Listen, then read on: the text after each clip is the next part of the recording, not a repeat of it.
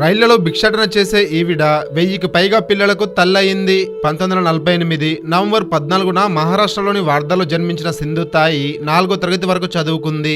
ఆ తర్వాత ఆమె 10 ఏళ్ల వయసులో తనకంటే 20 ఏళ్ల వయసు ఎక్కువగా ఉన్న వ్యక్తితో పెళ్లి జరిగింది. పెళ్లి తర్వాత వార్ధాలోని నవర్గావ్ అటవీ ప్రాంతంలో స్థిరపడ్డ ఆవిడ గర్భవతిగా ఉన్న సమయంలో ఆ ఊర్లోని భూస్వామికి ఎదురు తిరగడంతో ఆమెపై కోపంతో ఆ ఊర్లో ఆమె గురించి చాడీలు చెప్పి దుష్ప్రచారం చేశాడు ఆ భూస్వామి.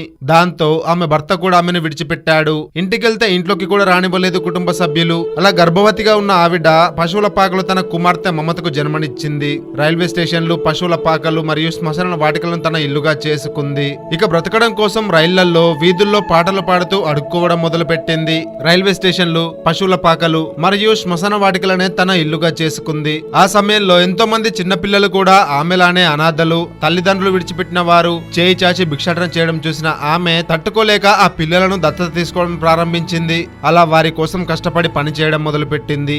కొన్ని రోజులకి తన సొంత కూతురు తనతో ఉంటే అందరినీ ఒకేలా చూసుకోలేనేమో అనుకొని సింధుతాయి తన కూతుర్ని పూణేలోని ఓ ట్రస్ట్ కు పంపింది. కొన్నేళ్లు కష్టపడి ఆమె తన మొదటి ఆశ్రమాన్ని చికల్దారాలో నిర్మించింది.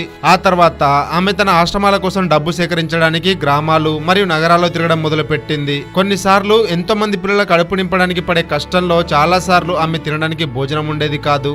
కానీ ఇప్పుడు ఆమె దత్తత తీసుకున్న చాలా మంది పిల్లలు లాయర్లు, డాక్టర్లు, ఇంజనీర్లుగా మారి అనేక రంగాలలో స్థిరపడి ఇప్పుడు స్వంత అనాథాశ్రమాలను నడుపుతున్నారు. ఇవి వేలాది మంది అనాథలకు విద్య మరియు ఆశ్రయం కల్పిస్తున్నాయి. ఆమె ఎంతో మంది అనాథల భవిష్యత్తును రూపొందించడానికి అవిశ్రాంతిగా కృషి చేసింది. ఎందుకంటే అణగారిన బిడ్డ అంటే అణగారిన దేశం అని నమ్ముతుంది ఆమె. వివిధ జాతీయ మరియు అంతర్జాతీయ సంస్థల నుండి సుమారు 270 అవార్డులను అందుకుంది. ఆమెను 2021లో భారత ప్రభుత్వం పద్మశ్రీ ఇచ్చి సత్కరించింది. కానీ ఆమె తన 73వ ఏట 2022 జనవరి 4న మహారాష్ట్రలోని పూణేలో గుండెపోటుతో మరణించింది.